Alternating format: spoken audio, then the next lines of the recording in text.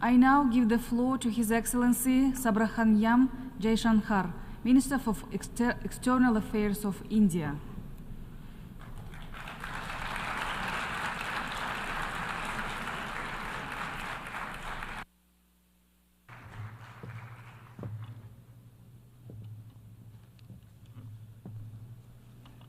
Madam President, Excellencies, distinguished members of the General Assembly, greetings and namaskar from 1.4 billion people of Bharat. I congratulate the President of the General Assembly, His Excellency Mr. Philemon Yang, and strongly support the 79th UN General Assembly's theme of leaving no one behind. Madam President, we are gathered here at a difficult time. The world is yet to recover from the ravages of the COVID pandemic. A war in Ukraine is well into its third year. The conflict in Gaza is acquiring wider ramifications. Across the global south, development plans have gone off rails and SDG targets are receding. But there is more. Unfair trade practices threaten jobs, just as unviable projects raise debt levels. Any connectivity that flouts sovereignty and territorial integrity acquires strategic connotations, especially when it is not a shared endeavor. Technology advancements, which have long been a source of hope, are now equally a factor of anxiety. Climate events occur with greater intensity and frequency. Food security is as worrisome as health security. In truth, the world stands fractious, polarized, and frustrated. Conversations have become difficult, agreements even more so. This is surely not what the founders of the United Nations would have wanted of us. Madam President, almost exactly 8 decades ago, the first steps towards the formation of the UN were taken near here at Dumbarton Oaks. Refined thereafter at the Yalta Conference, they were finally approved in San Francisco. The debates of that era centered around how to ensure world peace, a prerequisite for global prosperity. Today, we find both peace and prosperity equally endangered. And that, Madam President, is because trust has eroded and processes have broken down. Countries have extracted more from the international system than they have put into it, enfeebling it in the process. We see that vividly in every challenge and every crisis. Reforming multilateralism is therefore an imperative. The urgency of this call is highlighted by the theme of this session. Leaving no one behind means advancing peace, ensuring sustainable development, and strengthening human dignity. This cannot be delivered by a UN paralyzed when faced with division, conflict, terrorism, and violence. Nor can it be advanced if access to food, fuel, and fertilizer is jeopardized. When capturing markets lacks restraint, it damages the livelihood and social fabric of others. Evasion of climate action responsibilities by the developed undermine the growth prospect of the developing. Indeed, when resource crunch limits the very pursuit of SDG targets, it is not just economies, but human dignity itself that is imperiled. If the world is in such a state, this body must ask itself, how has this come to pass? The problems arise from a combination of structural shortcomings, political calculations, naked self-interest, and yes, disregard for those left behind. It is natural to feel overwhelmed by what we confront now. After all, there are so many dimensions, different moving parts, issues of the day, and the changing landscape. But every change must begin somewhere, and there is no better place than where it all started. We, the members of the United Nations, must now seriously and purposefully address ourselves to that task. Not because it is a competition for influence or a squabble for positions, but because if we carry on like this, the state of the world is only going to get worse. And that could mean that more of us are going to be left behind. Madam President, as the world contemplates these concerns, India has sought to respond in a variety of ways. First, by focusing on the issues of the vulnerable, women, farmers, and youth, and fashioning targeted policies and initiatives for their betterment. Assured access to piped water, to electricity, to cooking gas, and new homes are changing millions of lives. The gender gap has started to close, be it in health, in education, or in the workplace. Our food producers, thrice a year, get financial support at the click of a button. And a third-term government has made skilling of the youth its key priority. Second, by expanding opportunities for employment and for entrepreneurship, including through stronger training and large-scale financial incentives. 495 million mudra loans have been given to small businesses in the last decade. 67% of them are to women. Equally telling, 6.56 million street vendors have availed of 8.85 million Swanidhi loans. This is just in the last 4 years. 45% of the beneficiaries are again women. Third, by creating templates that are replicable elsewhere. It could be digital delivery or enhancing the quality of governance and public services, as indeed making medicines and health facilities accessible and affordable. A digital public infrastructure and a people's pharmacy are today examples of what India can readily offer to the world. It is also an alternative vision where technology is used to empower, not to dominate. Fourth, by encouraging the Global South to voice its shared concerns and come together. To that end, we have convened 3 Global South summits, the most recent in August of 2024.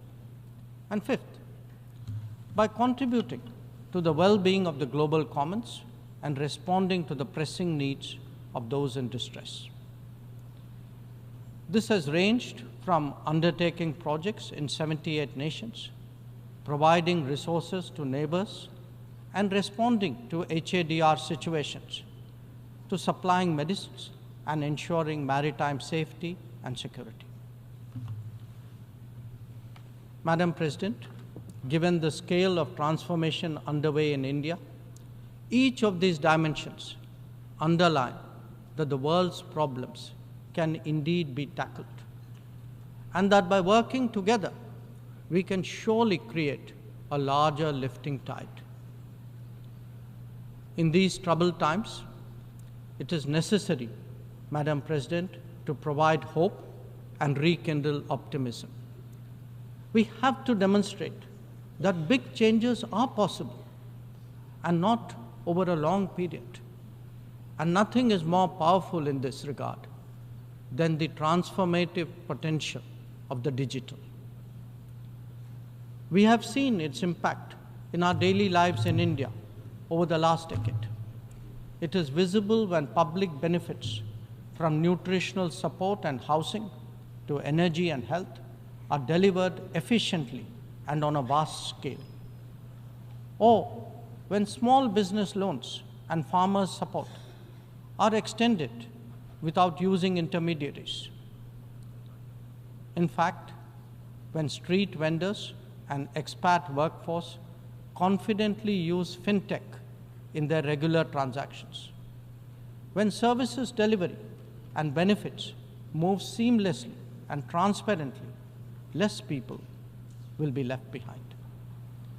That, Madam President, is India's experience and India's relevance. Such leapfrogging possibilities, coupled with people-centric policies and visionary leadership, can be real game changers.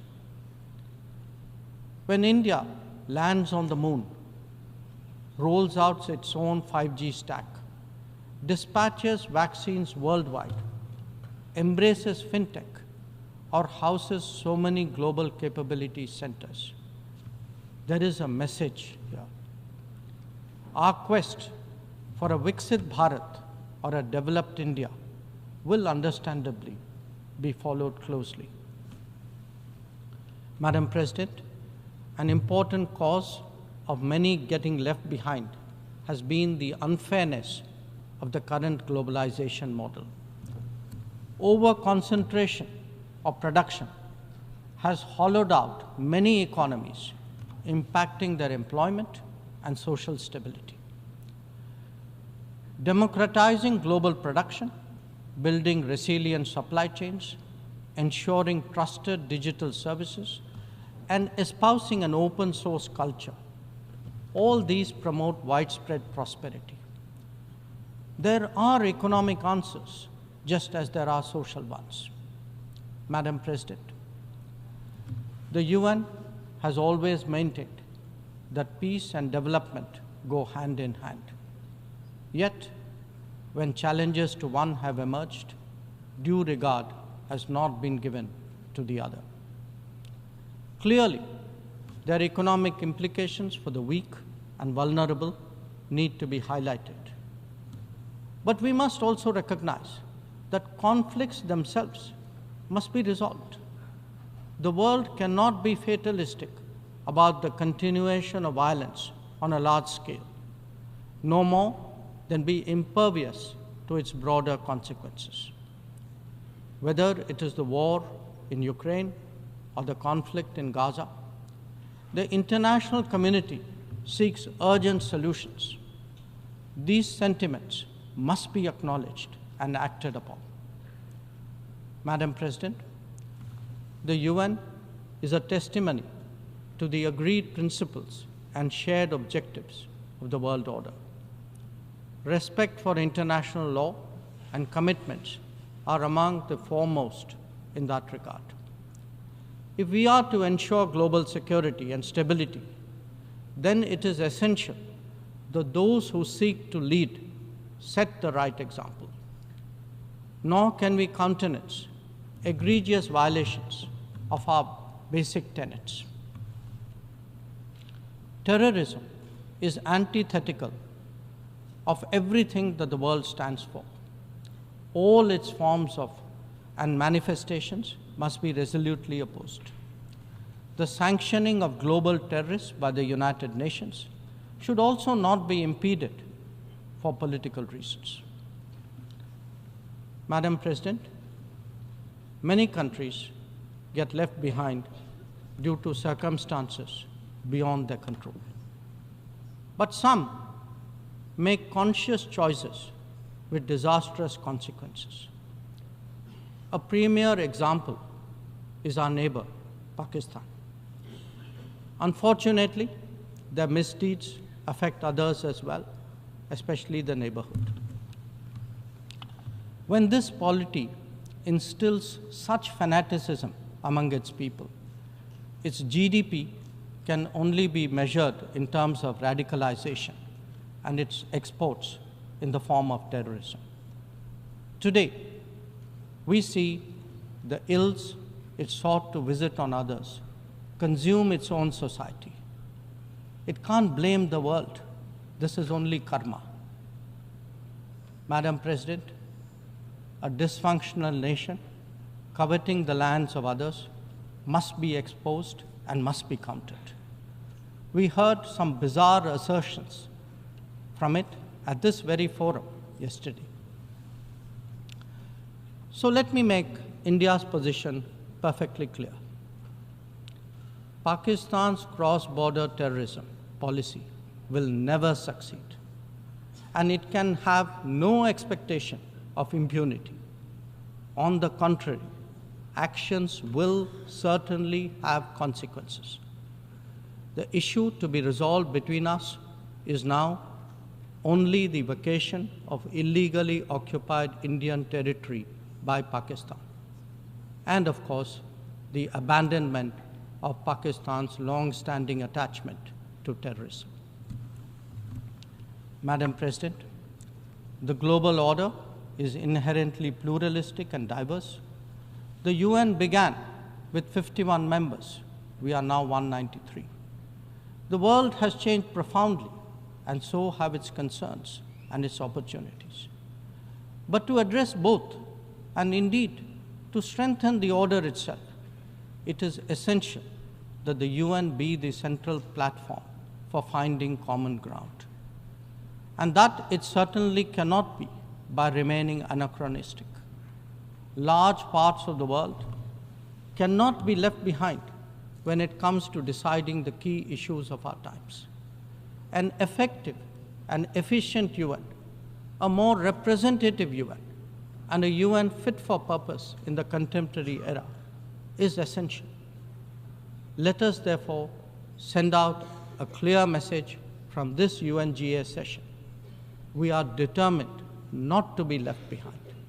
By coming together, sharing experiences, pooling resources, and strengthening our resolve, we can change the world for the better. I thank you, Madam President. I thank the Minister for External Affairs of India,